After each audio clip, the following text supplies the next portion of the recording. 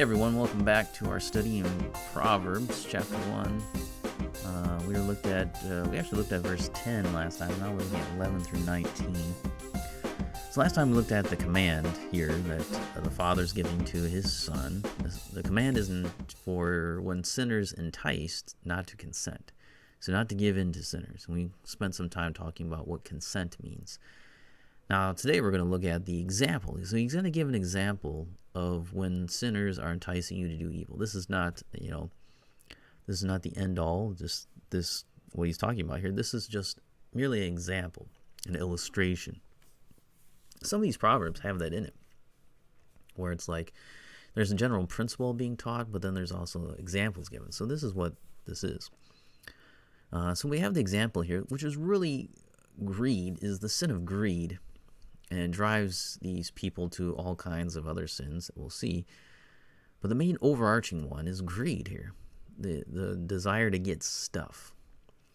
And so you see here, through 11 through 13 is the scheme that they have. There's an ambush that they're going to set. And so they desire to ambush the innocent. Okay? And they really don't have a reason. They don't have a reason as to why they're going to ambush this innocent person. They're like, okay, besides their own greed, there's nothing in the person themselves that would make them do it. It says, come with us, let us lie in wait for blood, let us ambush the innocent without reason, they say. They don't really have a good reason.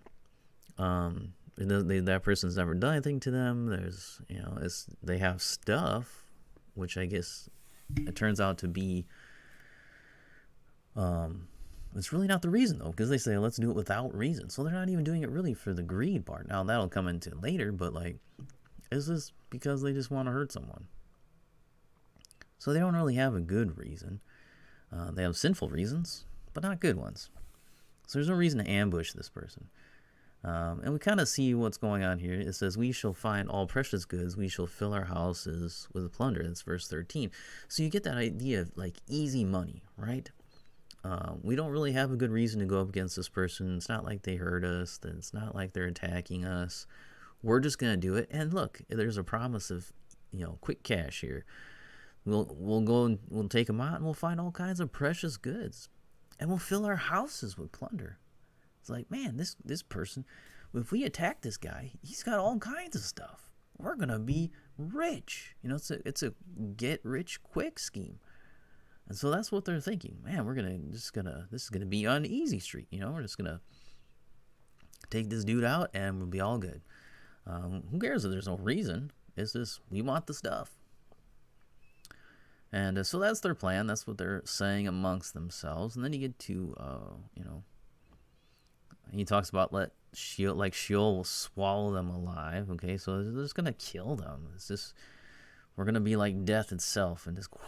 And the whole, those who go down to the pit. And so the idea is this: we're just gonna lie in wait. For no reason. We're just gonna swallow this guy up and take him down, just like death. And we'll be the angel of death to him.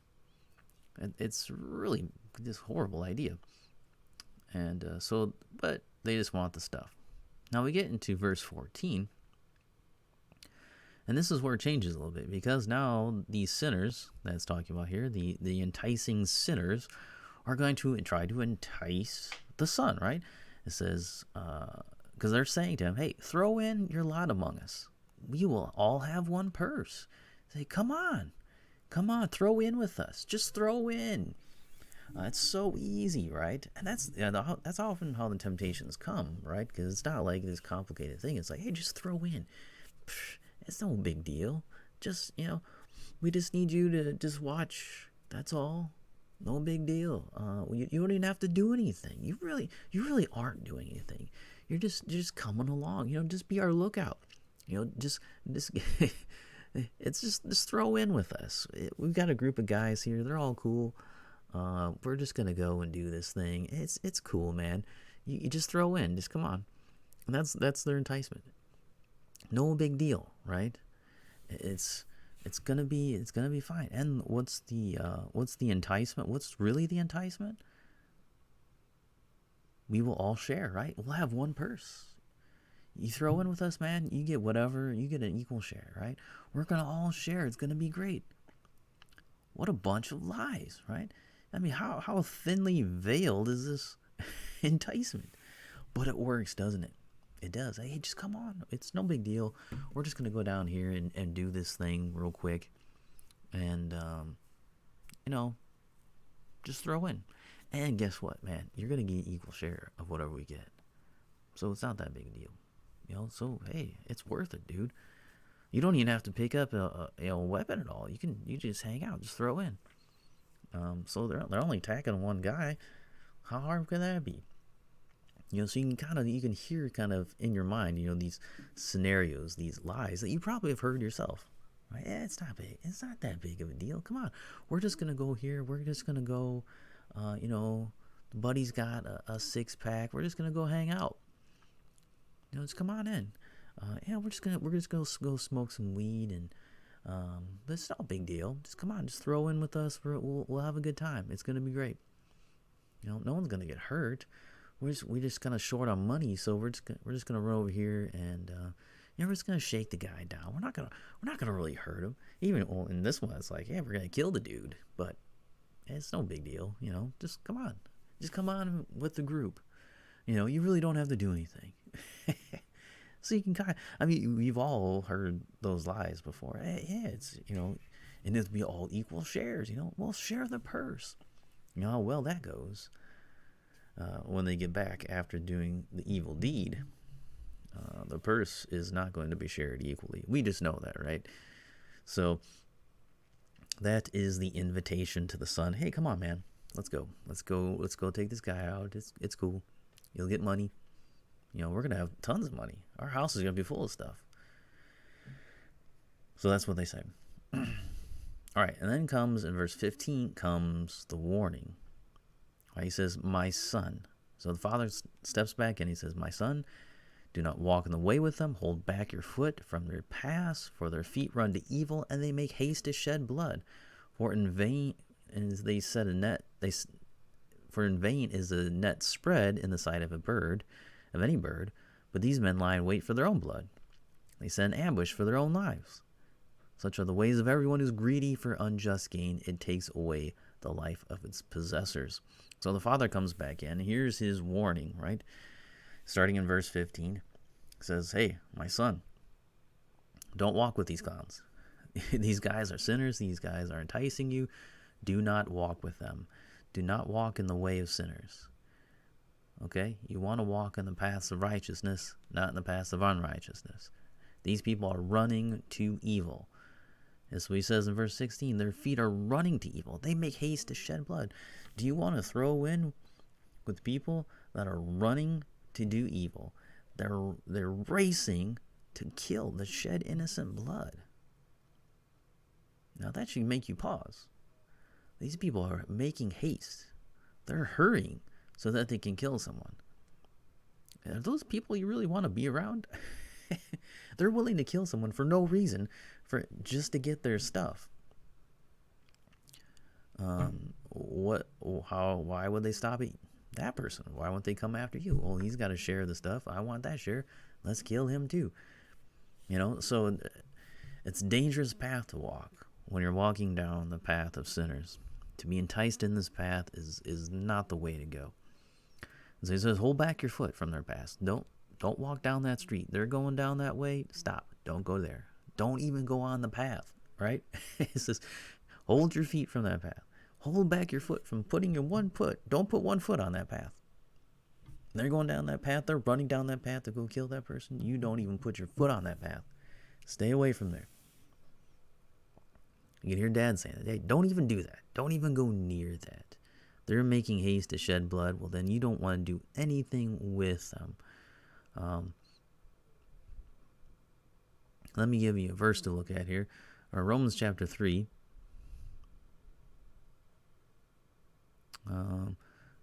10 through 18. Classic passage, right? As is written, none is righteous, no, not one. No one understands, no one seeks for God. All have turned aside, together they have become worthless. No one does good, not even one. Their throat is an open grave. They use their tongues to deceive, right? They're enticing you. These people their throats are an open grave. What is coming out of them is death. And they're using it to deceive you. They're using their tongues to deceive you. And that's exactly what the Father is saying here. It says their venom of asp is under the lips. Their mouth is full of curses and bitterness. Hey, come on, just throw it. We'll share the purse. Nope.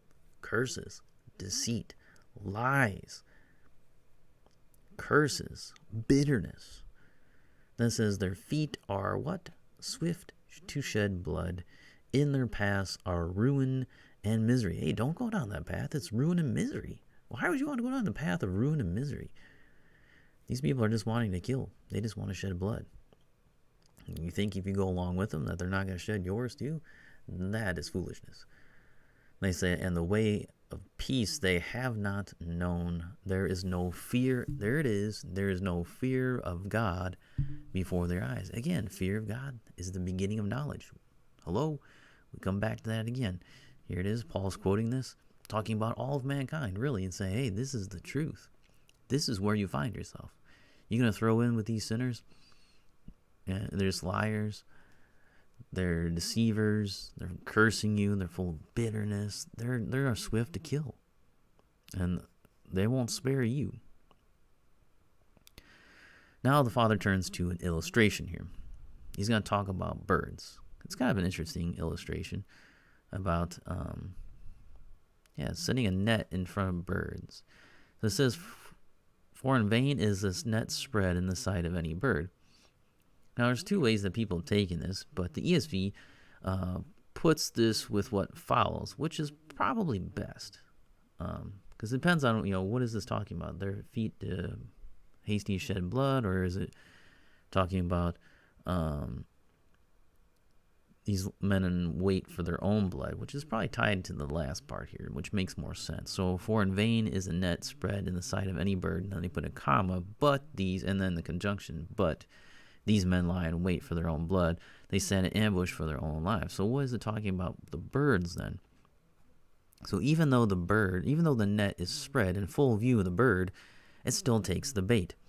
So the bird can be sitting there watching. You spread the net out, and then you spread the seed on the ground. What's the bird going to do? Well, it's going to fly down and get the seed, even though it saw you set the trap, even though it set the net. And so that's the idea here, that these people are like these birds. The net is spread in front of them, and they're just going to go right into the net anyway. And that's what it says in verses 18 through 19. These men lie in wait, but who? Who are they waiting for? For themselves. It says for their own blood. They're waiting for themselves. They set an ambush for their very own lives. Even though they're going to kill this person, they set an ambush to kill someone else. In actuality, what they're doing is setting a trap for themselves. They're ambushing themselves. They're getting ready to kill themselves. And that's what it says. Such are the ways of everyone who's greedy for unjust gain. It takes away the life of the possessors. So even if they're successful, ironically, their greed, their robbing, their killing is actually doing that to themselves. They are killing and robbing from themselves. They're robbing the life from their very selves. And so they are bringing upon themselves their own condemnation. And that's what it's talking about here. That's what the Son is telling the Father, or that's what the Father is telling the Son. Like, if you go in with these sinners, if you follow along this path, you go along, you throw in with them, and you share that purse with them, guess what? You're setting a trap for yourself, and it's going to kill you. You will die with this. You will die with them. So don't consent. Don't give in. Don't agree to what they're saying. Don't choose this path. Don't even put your foot on that path. Choose not to put your foot on that path. Stay away from it. Don't go there. Don't go there. So that's the warning. So next time we'll spend a little time applying this to ourselves personally and thinking about how we can live this proverb out.